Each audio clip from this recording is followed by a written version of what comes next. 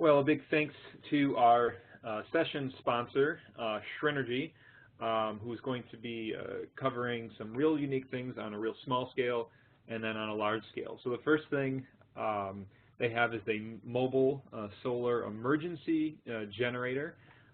These generators are the most powerful solar generators, yet only weigh about 20 pounds, capable of satisfying the demand needs of camp trailers, home appliances for days at a time. This generator is versatile as it is powerful, and for the ultimate in emergency power or camping luxury without the hassle of traditional fuel-powered generators. The kit comes with all the solar panel cables you need to get started, plus a wall charger.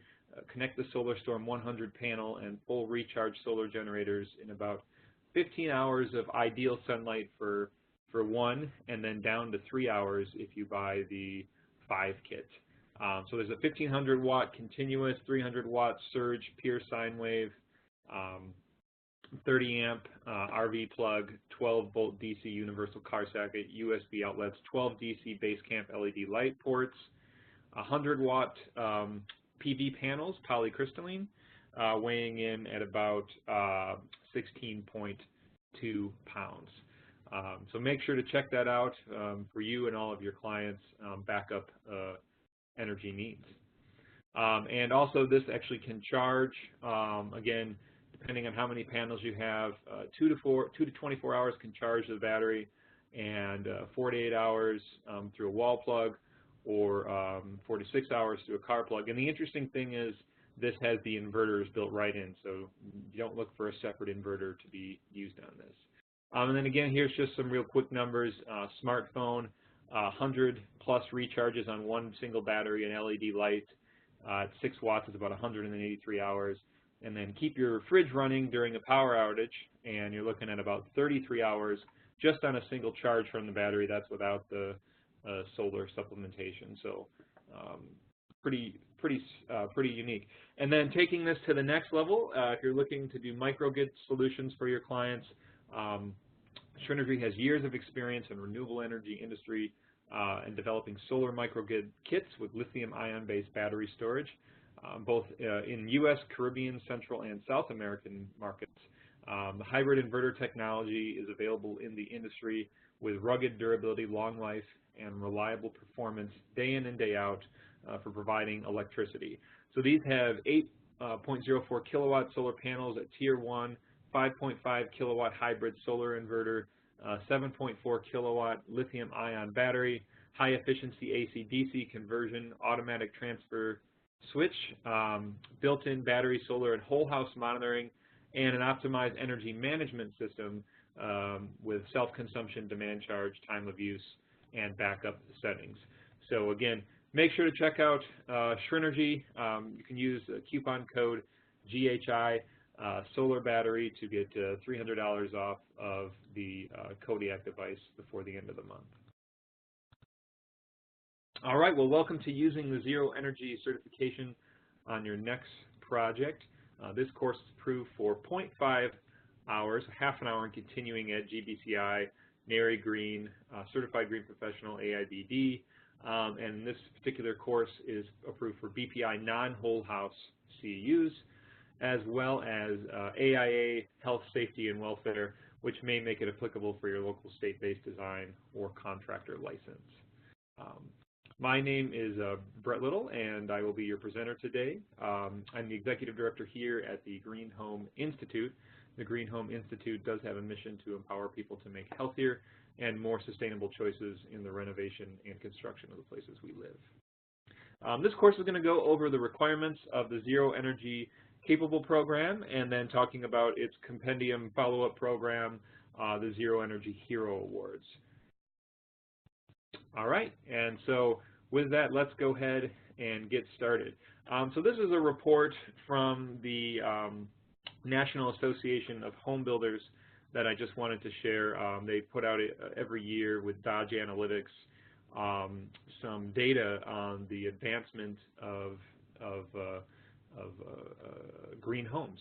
And so I think this year they finally added a net zero piece, or at least a more formal net zero piece. And so you can just see, as far as construction goes, built in the last 2 years, 21% of builders claimed they did a zero energy or zero ready home, 29% in 2017, and they said that's expected to grow to 44% by 2019.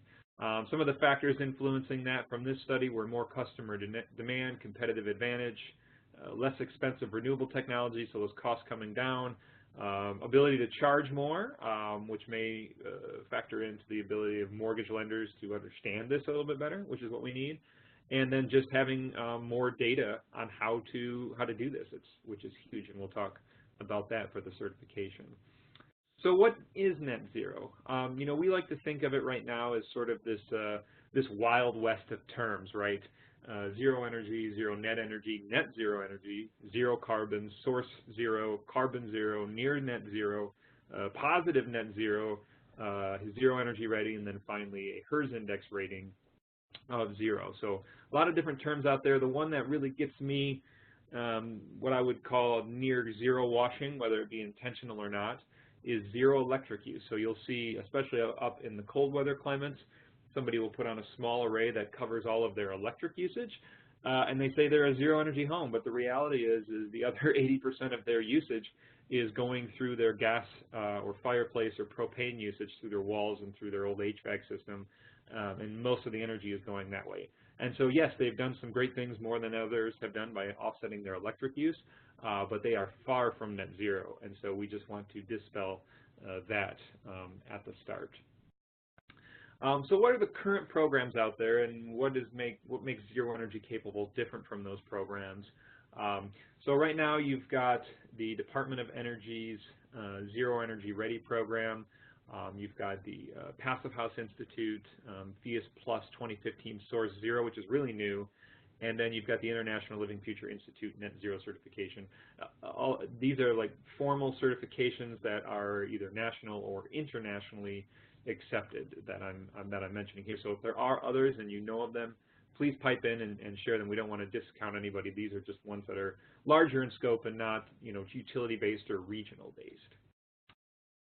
So the question we ask is the Zero Energy Ready program from the Department of Energy a zero energy program? And the answer is no, and they are not saying it is. So what this program is it's great. We love the idea of it. It's really challenging builders and designers to make every single home and low-rise multifamily building a zero-ready building. So it's sort of designed really energy efficient. It's designed with maximizing the roof space on top of the building to orient in the right direction, mostly true south, with enough space on top of that building to fit solar on in the future and have it pre-wired for future solar as well. So it's just getting homes ready once the homeowner or building owner is ready to add that solar on. So we think everybody should be doing this now. This is easy.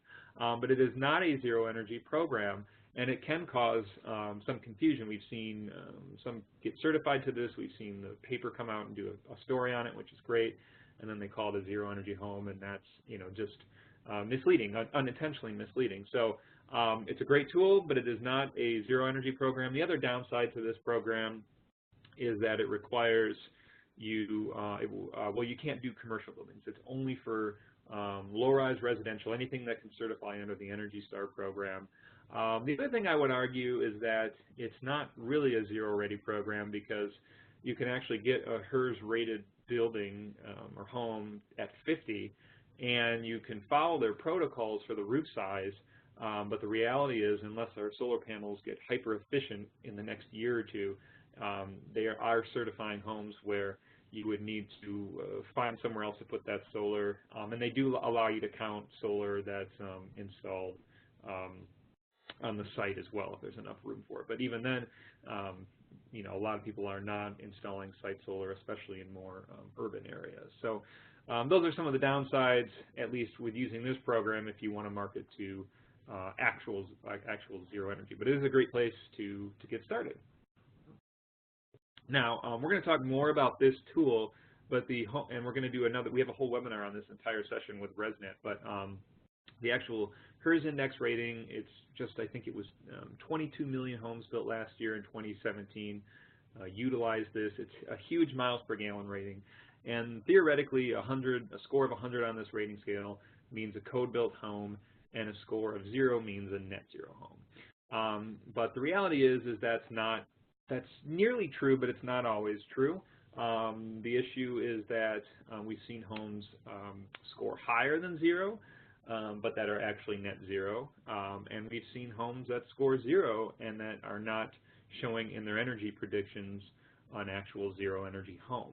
And so while it's probably 90% accurate to say any home with a 0 is a zero energy home, it's not actually true. And then the other issue, of course, is marketing, right? I got a HERS index of 0. Well, what does that mean? The mortgage industry knows what that means. Builders know what it means. But from a marketing standpoint, it's not really something that the average homeowner, realtor, or appraiser, and even most lenders, aren't going to know at this point in time. So it doesn't really have, as much traction. Great idea to do it. Highly recommend it, and you'll see how we'll be using this to help with the zero energy capable certification.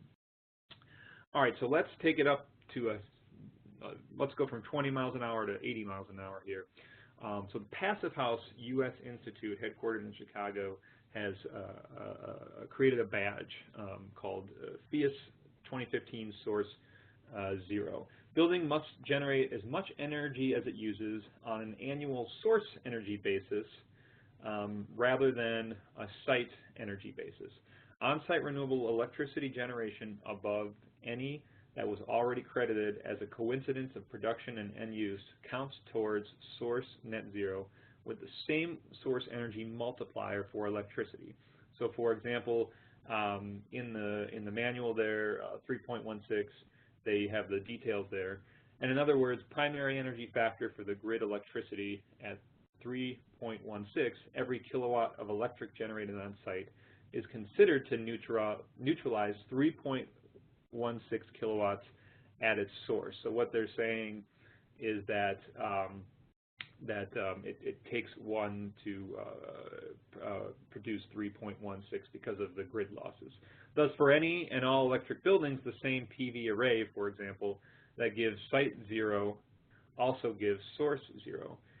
It is different if the building uses other fuels. So for example, if a building made heavy use of biomass for heating, like wood, the overall source-to-site ratio of its usage might only be 1.5, while the source-site ratio of PV is 3.16. Therefore, in a building with a PV array size for source 0 would be smaller than the array's size for site 0 because of the additional source reduction strategy. So the reality is that you can see here's the formula they have from their workbook there. And I have to suspect that their WUPI passive tool, maybe not the free version of it, but working with a Passivhaus consultant, I'm hoping that this will do all the math for you. But the reality is what they're asking you to do is just look at all of these different numbers, and they're asking you to do calculations based on what kind of energy the building is using, whether it's PV, biomass, or coming directly from fossil fuels, and then determining if you're zero energy in that case, using this formula, which I'm not going to tell you I pretend to understand in any way, other than to tell you that it gets very complex very fast. And we do have a webinar on this where somebody does explain it very well with pictures, so you can check that out on our website. But anyway, the other downside to this is, of course, you've got to follow the Passivhaus certification program. Now, Passivhaus is fantastic, and it's going to get you a really good building. You can use it for commercial or residential. You can use it for renovations. But there is arguments out there to be made that the energy efficiency requirements of Passivhaus can give you diminishing returns and be overkill. So you first have to follow their stringent energy efficiency requirements, and then you have to do all of these calculations and formulations and determine where your fuel is coming from before you can get there. So we think it's really great. We just think if you're trying to market a zero energy building, again, you're getting very complex, very convoluted, and there might be times where in practicality you'll see, well, I have to use this certain window to meet Passivhaus. But the cost of the window versus the cost of the PV in my energy model is telling me the PV is going to benefit me more. So we would say, go with the PV, but Passivhaus would say, got to go with the window. So that's kind of where that comes into practice. Okay, so now the most widely recognized, internationally accepted, and most well-used certification program for zero energy is the International Living Future Institute Zero Energy Certification. And this particular program requires that you do some commissioning on the HVAC system, pretty standard, do a line drawing, do a little write-up on the details. And then, of course, they ask that you actually share 12 months of utility data. So what this program is saying is prove it, right? So this is a picture of one of our homes that we helped get certified in Minnesota, an existing home. And so we just had to wait a whole year to figure out if we made it. And so you see, you take the utility data you put in, here's the electricity from the grid, here's provided, from provided, and then you get your net all the way to the end, where you can see as long as that number is 0 or negative, you have achieved it, along with, again, submitting some details about the system, some commissioning details, and a little write-up on how you got there. And then gives you your EUI before solar, with solar, and so you can take a look at all of those different things as well. And so they're just saying, prove it, and prove it within 1 year, and then you're forever zero energy certified. So again, our concern with this program is a couple different things. The first one being the expense of it. So it has a high expense, especially on the single-family renovation side or smaller side. It can come with a bit of an expense there compared to other programs. And so that's just one concern on that cost. I mean, definitely fitting for a lot of education facilities that use this program for certification.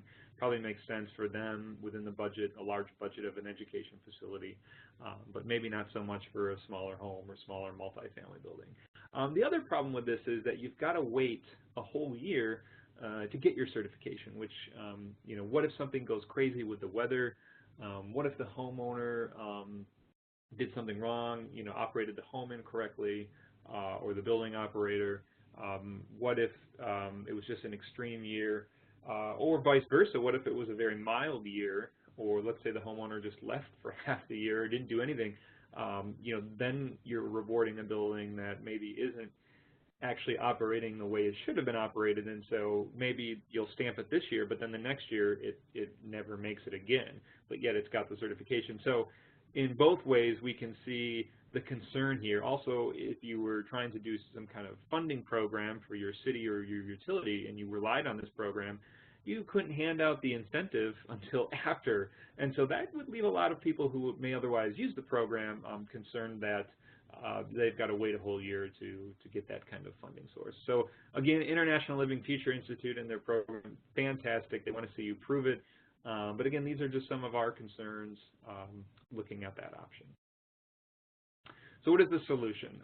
We think the zero energy capable solution program is going to be one way to address some of these different concerns and issues and allow you to create a building, renovate a building, and showcase it as a zero energy to the market for whatever reason you may want to do that.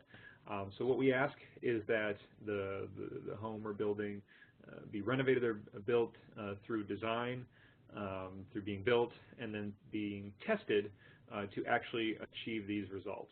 So we want to see it be produce as much or more renewable energy as the building takes from the grid over the course of a full year. So considering the average climate in the area with the average size family operating in the average way. And so most of the energy modeling tools have all of these averages built in, and they're all fairly accurate.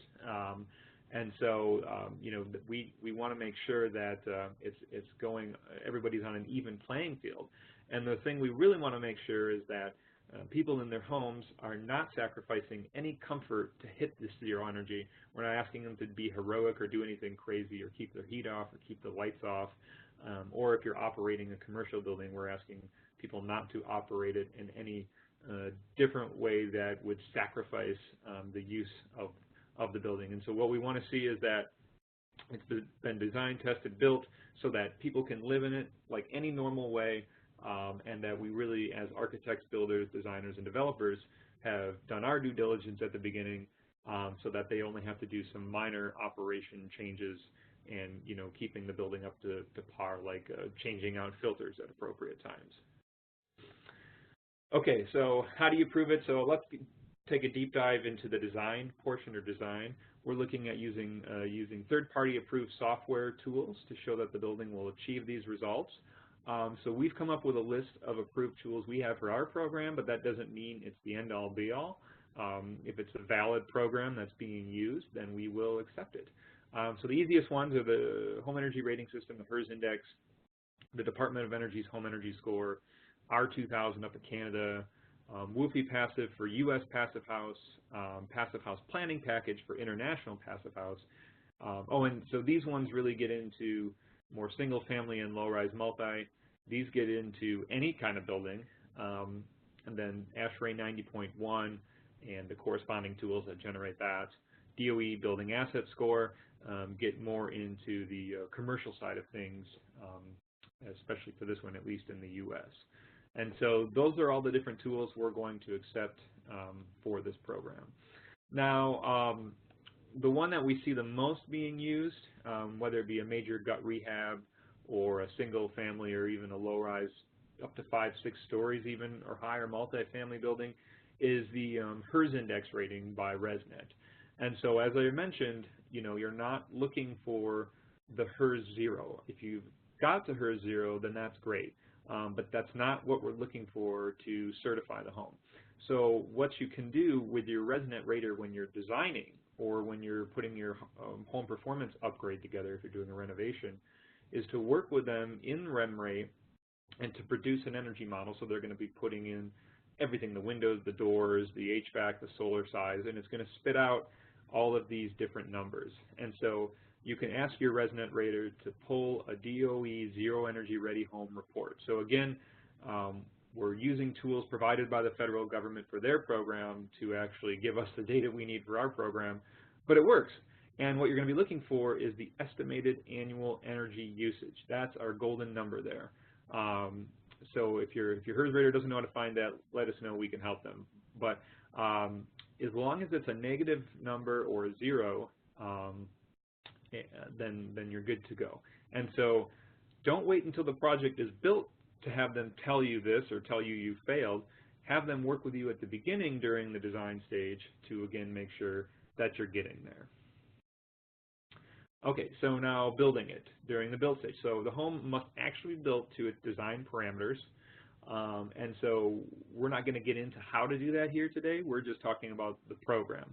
But, you know, things like advanced air sealing, correctly installed insulation, installing the correct specified HVAC and appliances that was in the energy model, and making sure that the passive solar features are all built and designed correctly. So the builder's got to be really hands-on, really in tune, really have good quality control to make this a reality. So it's got to be built. It can't just be an exercise in design and energy modeling. It's actually got to be built to those standards. And then we have to come in and test it. So a third-party rater or somebody who's going to come in, they're going to follow the protocols of whichever energy program you've selected to verify this thing. That may or may not include a pre-drywall inspection where the rater can then assess issues before the drywall gets closed up. We're not telling you you have to do that. That's just protocol of the HERS Index rating. But they will be doing the final testing when everything's said and done. Ideally, if there is an issue, they can have you address it before they do the final energy model. And so the final energy model, again, is going to spit out that golden number we have. It probably will slightly vary from what you originally modeled before it was built, but as long as it's 0 or lower, you're pretty much there. Design, built, tested. Show me the model. Show me the corrected model, and then that pretty much covers the majority of the program. Now there is one other little piece we do throw in there, and that's we want to see that each of these buildings do have some kind of third-party green certification. And the reason we want to do that, the number one reason we want to do that is because these homes have to be third-party inspected, verified, tested, and that way it's not what the builder says or the architect says. It has to be third party. So these programs all have protocols to ensure it's third party. The second is we want to make sure that you're just achieving the real basics in especially health. So if you're going to build a really tight building, we want to make sure it's healthy for the occupants, just the real basics. We want to make sure you're looking at your materials, your water conservation, which can also impact energy, lower water use, lower energy use, and a lot of the energy modeling tools don't account for that. And so we just want to see you're using the basic level, LEED certified, National Green Building Bronze, Green Star Bronze, Enterprise Green Communities, all the prereqs, one on the Green Globe scale, Passivhaus, or at the very minimum, do the DOE Zero Energy Ready program, or whatever your local program might be, Earthcraft, Build a Green California, whatever, wherever it might be, whatever country you're in. We just want to see a basic program being used, and we don't care which one it is as long as it's a valid program. What if I use wood heating? Well, if you do, I know ResNet, RemRate accounts for that.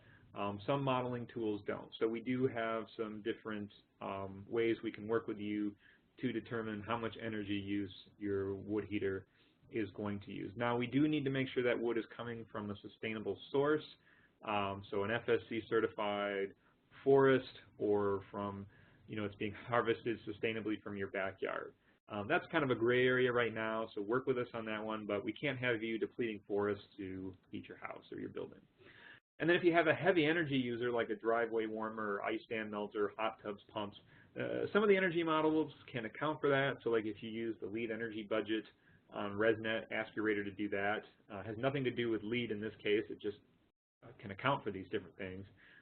If you can't account for it, then what you have to do is we have to go in and look at the little label, and it says, yeah, this is how much energy it'll use over the course of a year on average, and we just have to plug that in to the numbers at the end. And then you get your certificate and your award, and the homeowner gets the award, and maybe it goes to sell the home, or it goes to the lender, or to the utility rebate, or on your wall to show that you have achieved this and you've succeeded in doing that. And so here's just what we like to do is celebrate the success of all the project teams we work with by putting you on our website, doing a feature story of your home, getting the word out, promoting it online, and just telling people that you're an architect, builder, developer who has achieved this zero energy program, and that you can help others do it. And if you need more information, we've got a class that goes over the 10 basic tips, real broad level, not very technical, but then we give you more technical resources in this class. It's on our YouTube, it's on our USGBC channel, and then also we work with others to come up with content. We'll be doing that all throughout the year and beyond to come up with more ideas and more ways to achieve zero, because it's always a moving target and there's always new technology. In fact, we're going to continue to redo this session every 6 months because there's always something new we're learning. And then we actually do virtual tours of some of the homeowners and builders who have achieved this. So we kind of get behind the scenes, interview everybody, try to get a sense for what they did, and hopefully it can help you do that. And hopefully maybe one day we'll be touring one of your projects. So you can check that out on our website or on Facebook as well. And then I know that for those of you who want to do follow-ups with your clients, we have the Zero Energy Hero Awards. This is kind of a fun award, either for people who have zero energy capable certifications or who don't, who've actually achieved, who've actually put in the blood, sweat, and tears. Hopefully it wasn't too hard if it was built right, to actually achieve zero energy. So what we want to see are proven buildings that have achieved more renewable energy production than consumed from the grid over the course of a year. And we don't care if it was a crazy year, a very hot or cold year. We're just looking at the numbers here. And then we want to see a form submitted. So we've come up with our own form. If you have something better, it just has data in here to put in natural gas usage, which converts over to electric, kilowatts, electric use, solar generated, and then it removes vehicle usage from that because we don't want to get involved quite yet with vehicle usage, so that gets removed from the total. And then as long as the total is a negative, you're good to go. And again, if you've got clients with liquid propane or wood usage, that can get knocked out as well by accounting for the kilowatt hour conversions. And then we need to see actual utility bills over the course of the year sent over as screenshots, and then just their utility release form, because every now and then we might audit and call up the utility company just to make sure that's the real data for these awards. These awards are not a certification or anything like that. It's just sort of a recognition and a celebration of what has been achieved. And again, you can see a lot of the same homes who've got zero energy capable continued on for a whole year and have proven that they've been able to do it. And then what we also like to do is look at the accuracy of the rating to see how close it's coming. And we're very surprised to see some of these things coming within 5 to 10% after we normalize them from weather. So it's getting fairly accurate out there. And so even if you don't work with us, you can submit the Zero Energy Hero Awards for that. So, and then for those of you who are interested in water, we are coming up with the Zero Water Capable and Zero Hero Awards for water as well. And we've got one home that's already on its way, halfway done to getting its Zero Water Award. And right now we're using the Water Efficiency Rating Score to help validate that. But we would accept others as they come on if they can fully account for water inside and outside. So that's it, though. I really want to thank you all for joining us on this short session today. Thanking all of our members, our board of directors, our volunteers, thanking our sponsors, Shrinergy for sure, Serve, GeoComfort, Niagara Conservation, Panasonic Ventilation, Certainty Air Renew, Formaldehyde Heating Drywall. For those of you who want to get continuing ed for this, you can take the survey that pops up. If you're watching this on demand, make sure to complete the 5-question quiz with an 80% passing rate, and then you can pick up your CEUs that way. So I do want to leave a little bit of time here for questions, if there are any. And as questions are coming in, I did realize I forgot to mention one thing as far as costs go. So costs on the Zero Energy Capable program are effectively just the cost of your green certification, which is going to eliminate a lot of the stuff you need to do already. And then, you know, after that, that's, you know, all we ask for right now at this point is, you know, either for you to make a small donation to support us with this program, or, you know, become a member of ours. So there's no actual cost to you other than the green certification energy modeling itself. We want to keep this very affordable. And then second, on the Zero Energy Hero Awards, same thing, no cost. We just ask people who submit an application to make a donation to continue to support our work. So with that, are there any other questions? All right. Well, I don't see any other questions here. So at any time if something pops up, brett.little@greenhomeinstitute.org. You can go onto our website and check out all the programs. Go to greenhomeinstitute.org, click on the Zero Energy at the top, and you can see all the details there. Thank you, and really just super excited to be seeing this movement happening and to be a part of it and to help in any way that we can. Take care.